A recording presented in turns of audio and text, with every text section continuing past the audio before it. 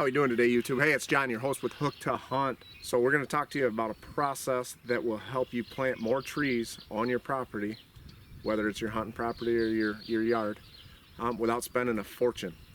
So we're going to go through that process. It's called air grafting. But first, let me remind you to please hit that like, share, and subscribe. Become part of the Hook to Hunt tribe. And I'll give you a little walk through my property here. We got 6 acres here, so some of the projects I've started doing, just a process that I've been taking to better my property for both whitetails and habitat in general. So stay tuned, stick around, and follow me through this process. So what we're going to do is I'm actually going to take some of these trees. These are all apple trees behind me. I'm actually going to graft them. Right here I'm going to take this, which is a rooting box. We're actually going to put this on this tree right here and hopefully turn this limb into its own tree. We're actually going to clone this tree essentially. So you can actually do this really simply. I've done some research on it. I haven't actually tried it yet, so we're going to try this together and see how it goes. So what you do is you take this rooting bulb here and you fill it with dirt and you put it around here after you have scarred and removed this bark. So what you do is you remove that outer layer of bark to expose the inner tree there, and we're going to put this around. We got a little rooting powder, little rooting hormone that we're going to put on that tree and hopefully promote the growth of roots. So in this case, if you do that, it's a lot cheaper and greater way of using your resource.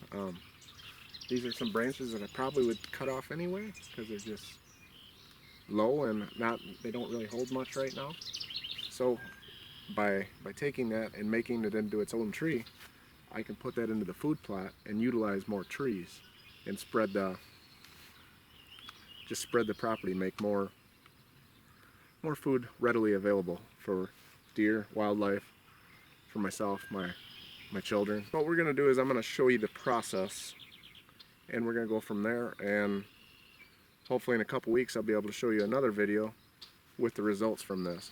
Alright, so first off we're going to go through the tools needed to get this job done. So any type of utility knife, you got a regular 5-gallon bucket with some potting soil in it. Potting soil is great, it's really light, it retains moisture very well. And again, you got a bottle of water because you need to water it right away. You got our rooting hormone, and then we got our root box device. First thing you want to do is you want to select a nice branch. So I got a nice straight branch here. If you look where my hand's at, it goes up. It's probably 3.5, 4 foot tall from the spot where I'm gonna go ahead and put the root box on. So what you want to do is you want to take a cut and go all the way around through that outer layer of bark, like so. And then you want to go down about 1 inch or 2 and do the same thing all the way around. Be careful as not to go too deep into the wood. You just want to break that outer bark. And then we're gonna make a slit going down, connecting these 2 lines from that to that. And then you just want to peel that outer layer of bark back, just like so, exposing that bare inner part of the tree. What you want to do after you got your tree bare, if you can see right there with my glove there, so I got the outer layer bark off, exposing this inner tree. So what you want to do is you want to take your razor blade and just scar that up, just kind of like you would with sandpaper or anything before you go ahead and paint. You just want to scar that up. Alrighty, so I got that all scarred up. Now we're going to come down here into the bucket. We're going to grab our rooting hormone. Again, I'm wearing gloves. You want to dip your finger in here. Get your finger in there with some rooting powder. And rub that rooting powder all over that tree. That exposed part of that tree there. Get it all good and rubbed in. And now we're going to fill our rooting box with the dirt. So we take our rooting box right here. Put a good handful of dirt in. So right there I got my rooting box filled with the potting soil. Give it a pack in there a little bit, not too tight, but give it a nice pack so when we go to stand it up and wrap it around that branch, it's not gonna all just fall right out. We got our packed, we're gonna go ahead and wrap it around this tree right here, this limb. So we got it closed, got it where we want it in place.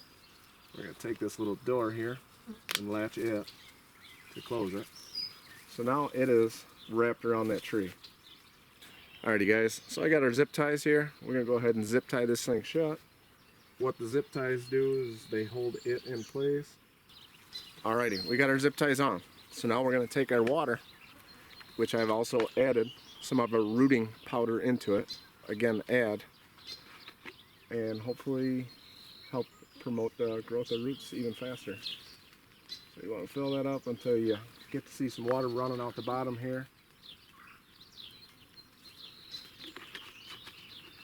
We come back in about 2.5 to 3 weeks and we remove this box. There should be roots on this. This branch right here should be able to be planted from this root here, and then it'll grow into its own tree. So, special tip from Hook to Hunt. Hopefully it helps you out and then saves you a little bit of money instead of buying all the trees, and you can use what's around you.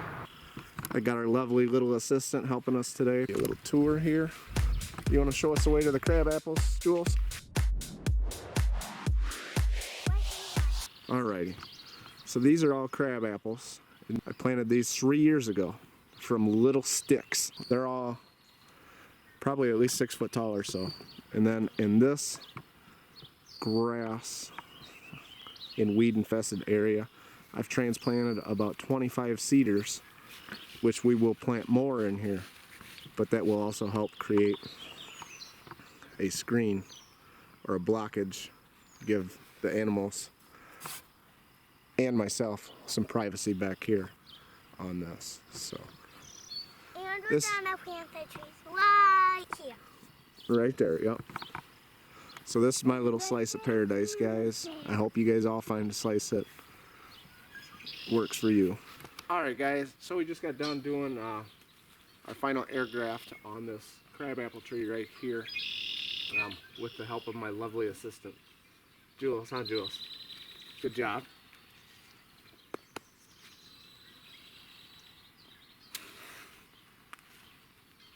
Gotta teach them young, guys. We gotta teach these guys how to do this stuff so the next generation is not lost. So, again, just a tip from Hook to Hunt on another way to help make your property one step better. I do have a question for you guys. So I have a huge stand of thistles. I would love someone to give me a tip or a secret on how to get rid of this rather than dig them up or chop the roots up. So you guys can help me. That would be greatly appreciated. I get so many thistles out here. I don't know what to do with them all. Daddy, I just got scratched by a thistle. She just got scratched by a thistle. See, we need to get rid of these thistles. So if you guys have any secrets or tips on how to get rid of thistles, will you please leave them down in the comments below. And again, like, share, subscribe, become part of the Hook to Hunt tribe. Hook to Hunt out, guys. Hook to Hunt.